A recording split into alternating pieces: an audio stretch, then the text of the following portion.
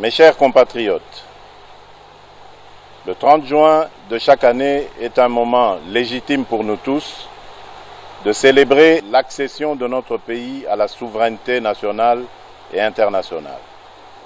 C'est aussi l'occasion de revisiter le chemin que nous avons parcouru ensemble, de prendre la mesure des défis au plan politique, économique et social, afin d'arrêter les voies et moyens d'offrir un meilleur avenir à notre progéniture.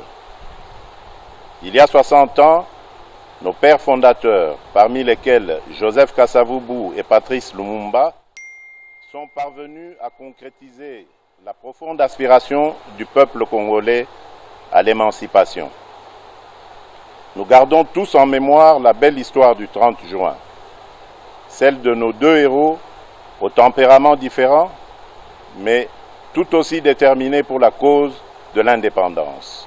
Il est juste, 60 ans plus tard, de réconcilier ces deux approches et d'élever Joseph Kasavubu, longtemps oublié, au rang largement mérité de héros national. Dans le même ordre d'idées, je viens de signer l'ordonnance portant nomination du maire et du maire adjoint de Lumumba-Ville dans la province du Sankourou, rendant celle-ci effective et opérationnelle. Le Congo, ce pays voulu et créé sans nous, 75 années plus tôt à Berlin, nous l'aimons et nous le chérissons, unis par le sort et ayant en partage une longue histoire commune, faite de joie, de larmes, de sueur et de sang. Sans équivoque, nos pères ont fait le choix de l'indépendance, de la dignité et de la solidarité nationale, tout en étant conscients du risque encouru par le pays, car à son devenir économique et social, faute d'une préparation adéquate de la jeune nation. L'effondrement du socle de confiance intervenu entre les acteurs politiques nationaux dès le lendemain de la proclamation de notre indépendance, ce départ raté a conduit notre pays, un pays aux promesses pourtant exceptionnelles, dans une descente aux enfers qui a pu paraître interminable et qui n'a épargné aucun secteur de la vie nationale. Déjà avant l'indépendance, dans son discours visionnaire d'Accra en décembre 1958, Patrice Lumumba nous invitait à nous opposer de toutes nos forces à la balkanisation du territoire national sous quelque prétexte que ce soit. Effectivement, comme un serpent de mer, la menace de la balkanisation aura traversé l'histoire de ces 60 dernières années, la rendant tumultueuse et trouble sous l'instigation de puissances extérieures en complicité avec des enfants du pays et des pays voisins. Loin de briser notre volonté de vivre ensemble, je voudrais que les menaces contre notre pays raffermissent les liens historiques et le sentiment patriotique qui font de nous les fils et les filles de la grande nation congolaise au cœur de l'Afrique. Très chers compatriotes, au combat pour l'indépendance s'est substitué un combat pour la démocratie, les libertés fondamentales et le progrès social. 60 ans durant, malgré les vicissitudes et leur cortège de conséquences douloureuses, notre patrie est restée une et indivisible. Je sais gré à toutes les filles et à tous les fils de la République qui ont lutté jusqu'au sacrifice suprême dans leur détermination à préserver l'intégrité de notre territoire, l'unité nationale et les droits humains. Je n'oublie personne. Je pense à nos vaillants officiers et soldats qui travaillent nuit et jour dans des conditions extrêmement difficiles. Je pense à nos mamans et nos sœurs martyrisées dans leur chair. Je pense à nos enfants victimes des conflits à qui un triste destin a arraché le simple droit d'espérer. Je pense à nos classes laborieuses, à nos paysans, à tous ceux qui chaque matin affrontent des difficultés de tout genre pour subvenir aux besoins de leur famille. Je pense à l'ensemble de nos forces vives, et en particulier tous les combattants et martyrs de la démocratie, qui, dans la suite d'Étienne Tshisekedi d'heureuse mémoire, ont affronté les répressions les plus sanglantes, les plus barbares, depuis les temps forts de la guerre froide jusqu'à la veille des élections de décembre 2018. Je pense à nos filles et à nos fils, lâchement abattus dans les rues de nos villes et de nos villages, jusqu'à l'intérieur des églises ainsi profanées. Je n'oublie personne, je n'oublie rien, aucune douleur, aucun déchirement ne doit être oublié. Au nom de l'ensemble du peuple congolais, je m'incline une fois de plus devant leur bravoure. Leur héroïsme nous a permis de franchir une étape importante dans notre marche vers l'instauration d'une nation respectueuse de la personne humaine et du caractère sacré de la vie. Mes très chers compatriotes, à vous tous, mes amis, qui avez lutté sans relâche à nos côtés, je vous demande de faire de ce 30 juin 1960 une date illustre que vous garderez ineffaçablement gravée dans vos cœurs, une date dont vous enseignerez avec fierté la signification à vos enfants, pour que ceux-ci, à leur tour, fassent connaître à leurs fils et à leurs petits-fils l'histoire glorieuse de notre lutte pour la liberté. Cet appel prophétique lancé par Patrice Emery Lumumba le 30 juin 1960, je vous demande de le graver indélébile dans votre conscience, car plus que jamais, il demeure d'actualité. Dans sa longue quête pour la démocratie et l'état de droit, notre peuple a enduré les pires atrocités, crimes contre l'humanité et pillage de ses ressources. Aujourd'hui, 60 années plus tard, le devenir de la nation est toujours entre les mains d'une classe politique, toutes tendances confondues, qui demeure versatile et qui peine à arracher la nation du cercle vicieux de l'instabilité et de la pauvreté. Jugez vous-même de notre héritage commun 60 ans après. Alors que le revenu moyen par habitant était de 1 000 $ américains en 1960, il est estimé à 400 $ américains aujourd'hui, en termes constants. Autrement dit, le Congolais moyen a perdu 60% de sa richesse au cours des 60 dernières années. Notre pays est paradoxalement aujourd'hui l'un des pays les plus pauvres du continent, alors qu'il fut l'un des plus riches il y a 60 ans. Notre réseau routier ne représente plus que 10% de ce qu'il était en 1960 et le réseau ferroviaire que 20%. Mes chers compatriotes, au lendemain de mon accession à la magistrature suprême, me conformant à mes obligations constitutionnelles et m'acquittant de mon devoir de redevabilité, j'ai prononcé le 13 décembre 2019 un discours sur l'état de la nation devant les chambres du Parlement réunies en congrès.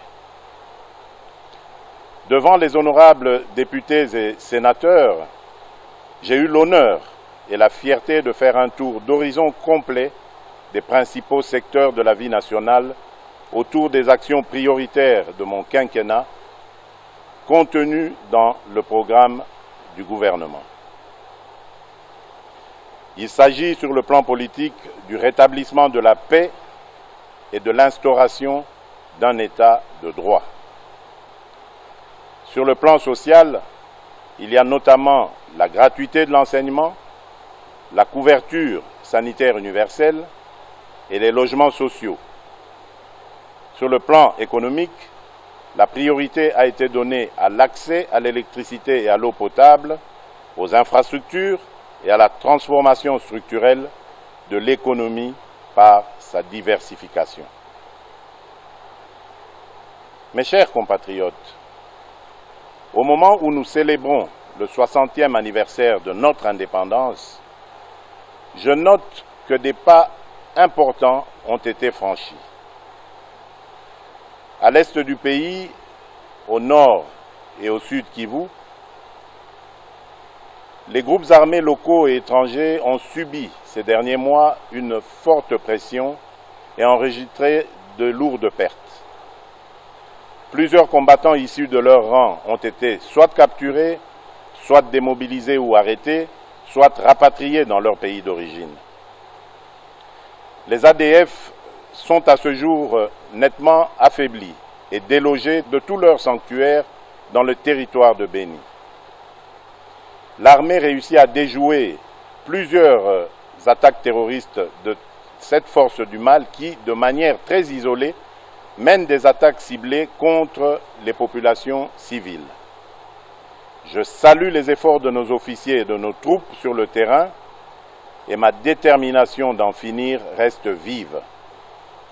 En Ituri, le FRPI est engagé dans le processus de désarmement, de mobilisation et de réinsertion en cours de mise en œuvre.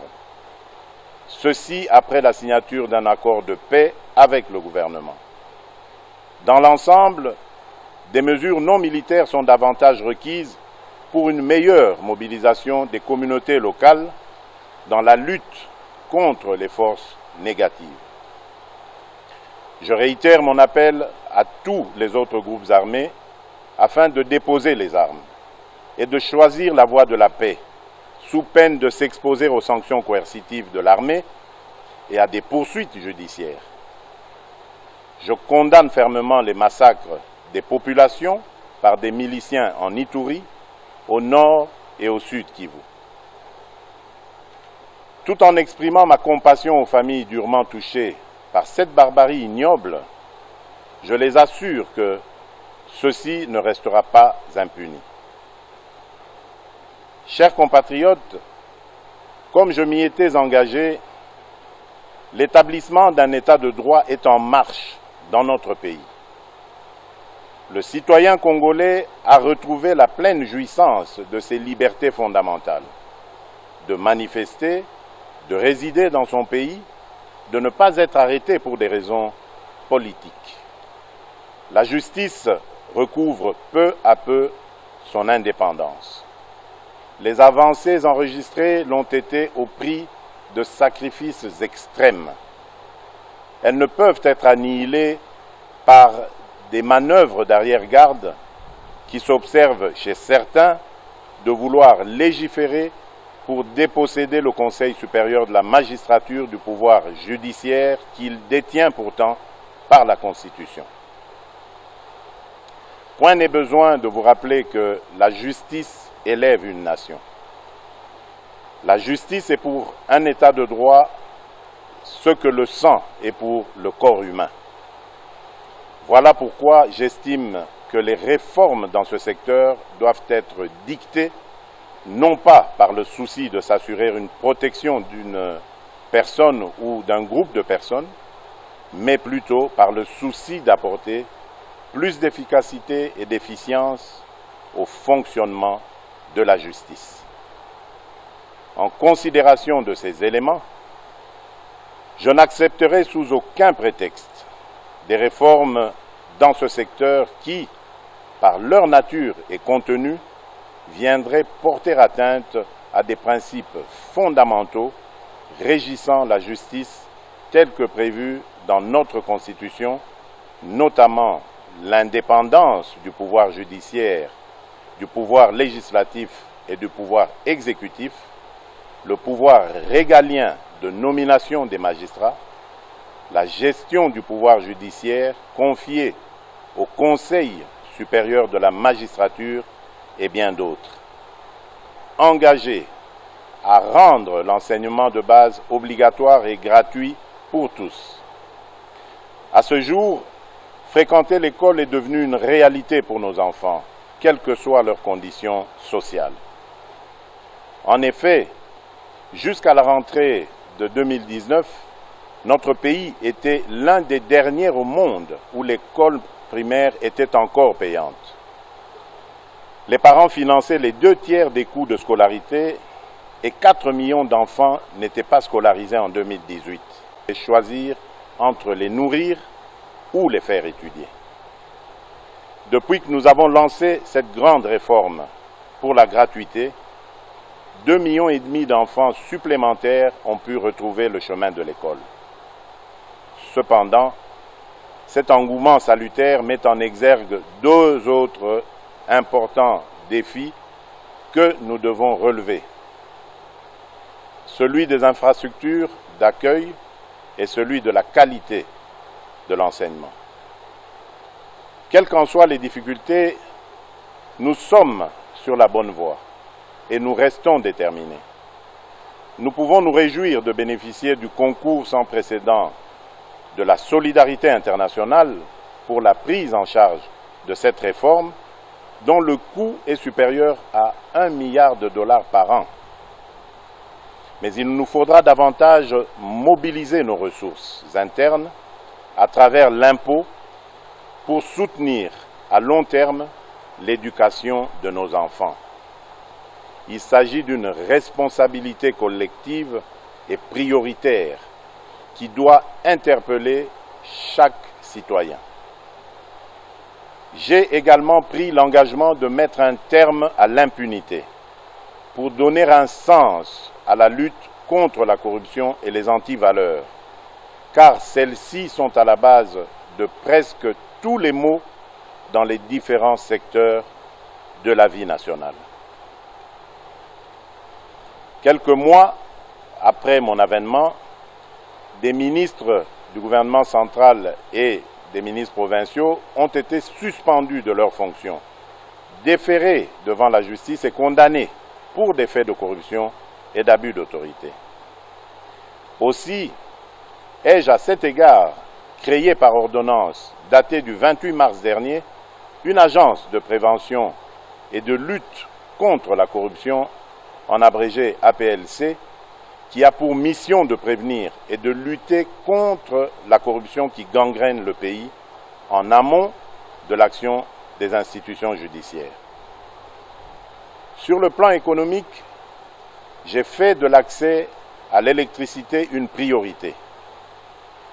Plusieurs projets publics et privés sont en cours de démarrage, notamment une centrale solaire de 1000 MW à Kinshasa et d'autres à l'intérieur du pays. En outre, au-delà des conférences et débats publics sur la question, le méga-projet du Grand Tinga est au cœur des transactions susceptibles de lui donner un coup d'accélérateur inespéré. Je disais Jaurès, c'est d'aller à l'idéal et de comprendre le réel. Notre pays a failli à son devoir de donner à la jeunesse une perspective crédible, autre que de vouloir s'agglutiner au sein des institutions politiques et publiques, comme si leur avenir n'existait qu'en faisant de la politique. En 60 années, nous avons progressivement laissé notre classe politique se transformer en une sorte de mafia, et nous en avons fait le principal modèle de réussite pour cette jeunesse. Il est temps de changer de paradigme et de créer les conditions qui permettront à nos jeunes de devenir les principaux créateurs de richesses dans notre pays. Cette jeunesse talentueuse, pleine d'énergie et avide de savoir, pour laquelle nous avons engagé le pays dans la transformation digitale à travers l'ambitieux plan national du numérique Horizon 2025. Depuis l'indépendance jusqu'à ce jour, notre pratique de la politique a eu pour principal effet de diluer l'efficacité, de diluer les responsabilités et au final de desservir au lieu de servir. La lutte contre l'impunité, contre la corruption et les antivaleurs constituent les éléments centraux de ma stratégie, sans lesquels tout réel espoir de changement est impossible. Mais dès lors que nous avons en toute conscience choisi de privilégier la réconciliation nationale pour mieux construire l'avenir et préserver la paix, la lutte contre l'impunité ne doit en aucun cas se transformer en vengeance ni en chasse aux sorcières. Celle-ci étant faite pour révéler la faute, j'accorde à la restauration de l'état de droit la première des priorités dans mon combat pour l'édification d'un nouveau Congo. J'ai entendu certains parler avec ironie ou crainte de la République des juges. La réalité est plutôt que le pouvoir judiciaire demeure confronté à de nombreux défis en termes de ressources, de capacités et d'indépendance. La République démocratique du Congo ne compte actuellement qu'un magistrat pour 28 000 habitants, alors qu'un ratio minimum de 1 magistrat pour 5 000 habitants est considéré comme étant la limite de la couverture requise par les standards définis par l'Association internationale des magistrats. La dernière grande vague de recrutement des magistrats en République démocratique du Congo date de 2011. Nous avons donc un grand retard à rattraper. Mes chers compatriotes, j'ai à cœur l'ensemble de vos aspirations pour un Congo meilleur, un Congo paisible, plus juste et plus équitable. Qu'il s'agisse de la réforme en cours de la justice, que je compte poursuivre et approfondir, de l'indispensable rattrapage en matière d'infrastructures de base, de l'accès à la santé, de la pacification intégrale du pays ou de la préservation de l'environnement, le Congo a grandement besoin de ressources et de méthodes pour poursuivre avec succès la mise en œuvre du programme pour lequel vous m'avez élu. Je souhaite que l'expérience douloureuse révélée au cours du procès en rapport avec le programme des 100 jours tourne définitivement la page de la longue série de projets et programmes qui, à travers l'histoire de notre pays, ont donné lieu à d'importants coulages des ressources publiques en toute impunité. Je pense notamment au projet de Bukangalonzo, aux multiples cessions d'actifs miniers, aux projets de construction d'infrastructures routières, aéroportuaires et j'en passe. Le défi du Congo, le défi du peuple congolais, c'est de sortir de la répétition pour s'inventer un destin. À tout prix, nous devons y parvenir et nous allons y arriver. J'appelle le gouvernement de la République à engager des réformes sur l'ensemble de la chaîne de la dépense, afin que nos ressources publiques soient désormais mieux préservées et mieux utilisées. Mes chers compatriotes, alors que nous nous étions engagés à faire de 2020 une année de l'action décisive, la force du destin a fait coïncider cette année du 60e anniversaire avec l'une des crises sanitaires et économiques les plus intenses que notre civilisation ait connues, l'apparition de la Covid-19. Cette crise est également un rappel à l'humilité que nous devons adopter face à l'accélération imprévue du mouvement de l'histoire. La Covid-19 qui affecte aujourd'hui tous les continents et qui frappe indistinctement tous les habitants de la planète représente la plus grave crise sanitaire qu'ait connue le monde depuis la grippe espagnole. Toutes les certitudes idéologiques sur lesquelles est fondé l'ordre économique mondial sont aujourd'hui remises en question.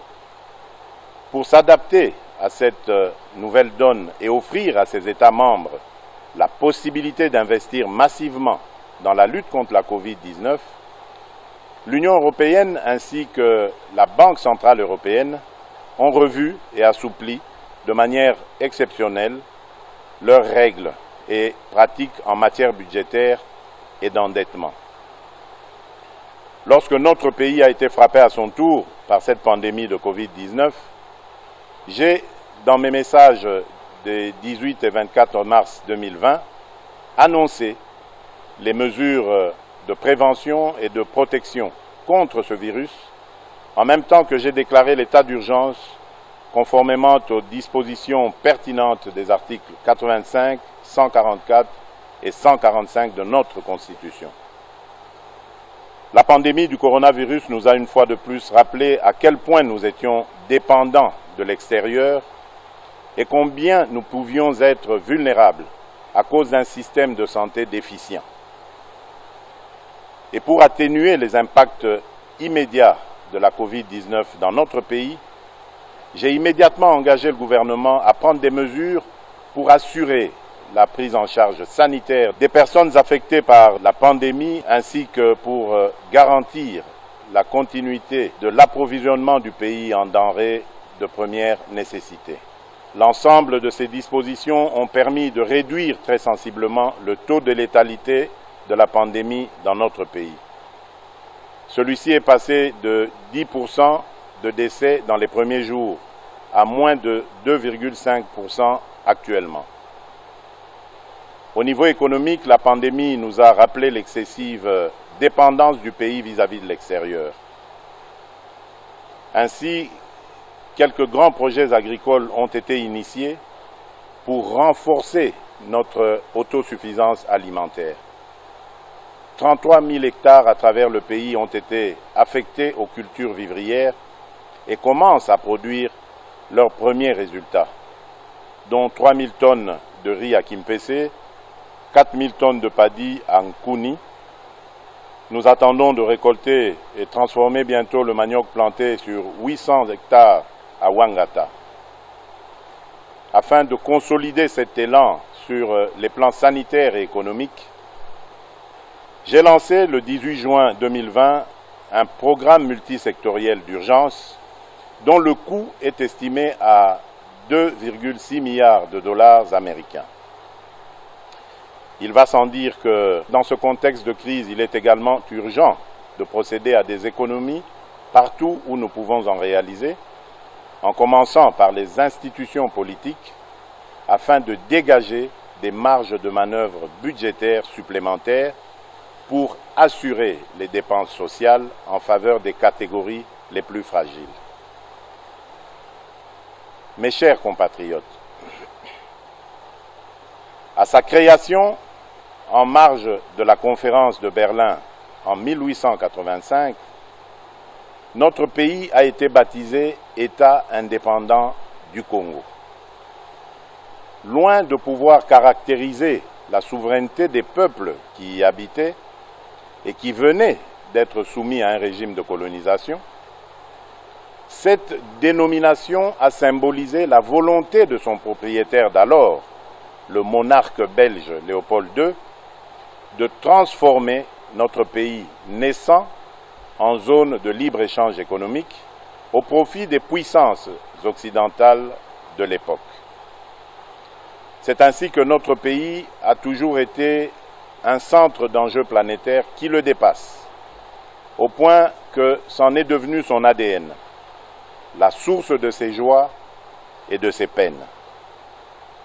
C'est pourquoi, tirant les leçons de l'histoire, j'ai résolument engagé la République dans la voie de l'ouverture internationale, dans l'unique but de préserver les intérêts supérieurs de mon pays et de mon peuple. C'est dans ce contexte que j'estime nécessaire que notre histoire commune avec la Belgique et son peuple soit racontée à nos enfants en République démocratique du Congo ainsi qu'en Belgique, sur la base d'un travail scientifique réalisé par les historiens des deux pays. Mais le plus important pour l'avenir, c'est de bâtir des relations harmonieuses avec la Belgique, parce qu'au-delà des stigmates de l'histoire, les deux peuples ont su construire une relation forte que j'ai pu vivre personnellement lors de mon exil en Belgique, mon autre Congo.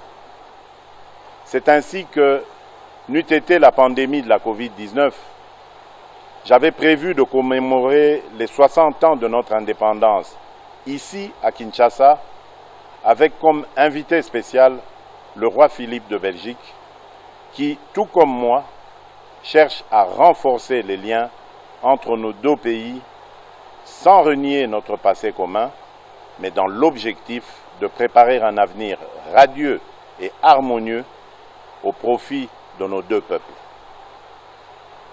J'ai parcouru le monde durant ces 17 derniers mois pour porter mon message, que dis-je, notre message, celui de l'aspiration du peuple congolais à la paix, une paix sincère et durable avec tous, dans le cadre d'une coopération économique fondée sur des intérêts mutuels bien compris.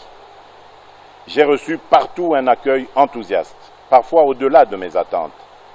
Et la voix de la République démocratique du Congo dans le concert des nations compte désormais plus qu'avant. Notre pays, naguère victime de guerres d'agression, assure désormais des médiations de paix et offre ses bons offices, notamment entre l'Égypte et l'Éthiopie, en rapport avec le différend relatif aux eaux du bassin du Nil, ou encore aux côtés de l'Angola pour la recherche de la paix entre le Rwanda et l'Ouganda dans l'intérêt de la paix dans l'ensemble de la sous-région des Grands Lacs. Déplacements ont également hissé la coopération au développement en faveur de la République démocratique du Congo à un niveau sans précédent.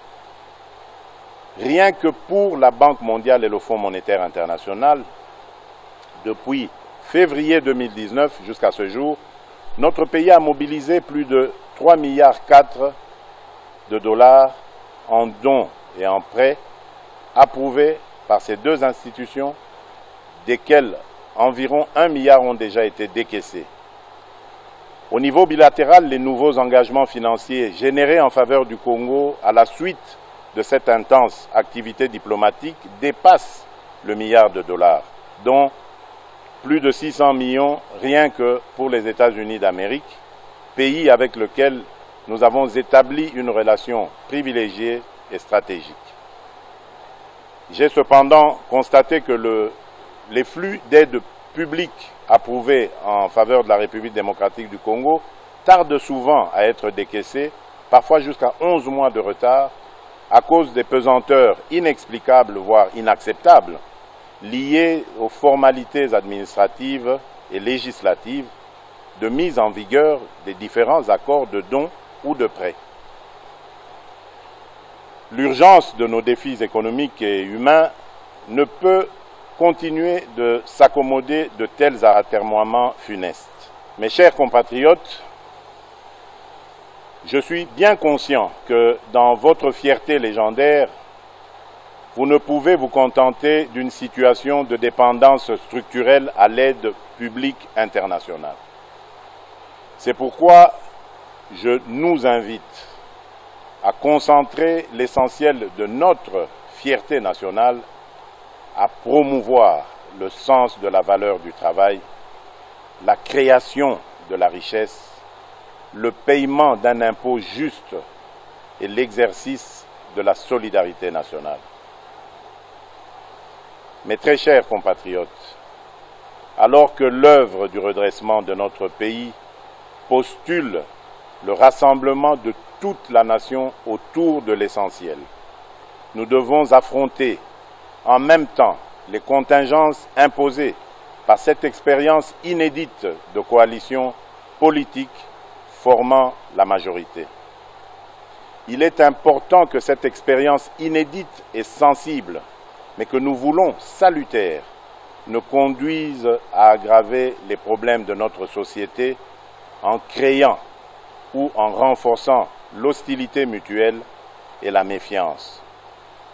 Comme il y a 60 ans, étrange répétition de l'histoire, il y a une majorité parlementaire et un président de la République qui viennent de composantes politiques différentes, jadis en opposition frontale. N'est-ce pas un sort de l'histoire afin que nous réparions le péché originel qui a entraîné notre pays dans une succession de crises. C'est pourquoi, en tant que garant constitutionnel du bon fonctionnement des institutions, je ne ménagerai aucun effort pour m'assurer, via un dialogue interinstitutionnel régulier, qu'aucune crise inutile ne puisse perturber la stabilité du pays, si importante pour son essor. Permettez-moi néanmoins de saisir cette occasion symbolique de commémoration de l'indépendance pour réaffirmer qu'aucune majorité politique ou parlementaire, d'où qu'elle vienne, ne peut outrepasser les principes fondateurs de la République qui sont à la base du pacte social tel que consacré dans la Constitution du 18 février 2006, à savoir un État de droit indépendant, souverain, uni et indivisible, social, démocratique et laïque. Mes chers compatriotes, j'observe souvent la ferveur avec laquelle nombre de mes concitoyens s'indignent lorsqu'il est porté atteinte aux droits et libertés des personnes de couleur sous d'autres cieux, notamment dans les vieilles démocraties. Mais comment comprendre que ces mêmes concitoyens se retrouvent parfois parmi ceux qui attisent le plus le tribalisme et la haine lorsqu'il s'agit de la vie de nos compatriotes? Je combattrai avec la dernière énergie la résurgence de ces fléaux qui pourraient menacer le vouloir vivre collectif si chèrement acquis. Mes très chers compatriotes, qu'est-ce que 60 ans dans la vie de notre nation? Molière nous rappelle à juste titre que 60 ans, c'est la fleur de l'âge, qui nous fait entrer maintenant dans la belle saison. Soyons tous interpellés par les défis majeurs auxquels notre pays est toujours confronté, notamment celui de la maximisation des recettes publiques. Pour assurer la réussite du programme du gouvernement, je n'ai cessé d'exhorter ses membres et mes concitoyens à œuvrer à la restauration de l'état de droit, afin d'accélérer les flux d'investissement privés, qu'ils soient internes ou externes, ainsi que pour maximiser la mobilisation des recettes fiscales, pierre angulaire des ressources publiques. Très chers compatriotes, fonder un État moderne, un État normal, et vaincre la pauvreté décrétée cause nationale constitue toujours la pierre angulaire de ma vision pour notre pays. Sur ce chemin encore parsemé d'embûches et d'obstacles, je ressens toujours au plus profond de moi la force et la détermination de mes compatriotes quand, dans un écho grandissant et permanent, ils ne cessent de me rappeler leur leitmotiv, à savoir le peuple d'abord. Oui, le peuple d'abord est la boussole de notre action et la mesure de notre détermination. C'est vous dire que l'intérêt du peuple congolais constitue et constituera toujours le fil conducteur de toutes les réformes que j'entends voir le gouvernement de la République accomplir tout au long de mon mandat. À 60 ans, on n'a plus d'excuses. À 60 ans, on ne commet plus les mêmes erreurs. À 60 ans, on sort des discours creux et répétitifs et on prêche la sagesse et la droiture par l'exemple. À 60 ans, on pense à l'héritage et aux valeurs à léguer aux générations futures. Il est temps que nos ambitions personnelles viennent en dernier lieu et que les ambitions de notre pays soient notre priorité.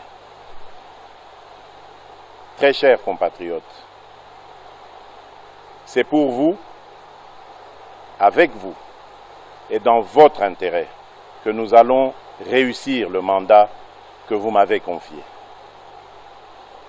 Bonne fête de l'indépendance à toutes et à tous. Vive la nation congolaise unie et forte. Que Dieu bénisse la République démocratique du Congo. Je vous remercie.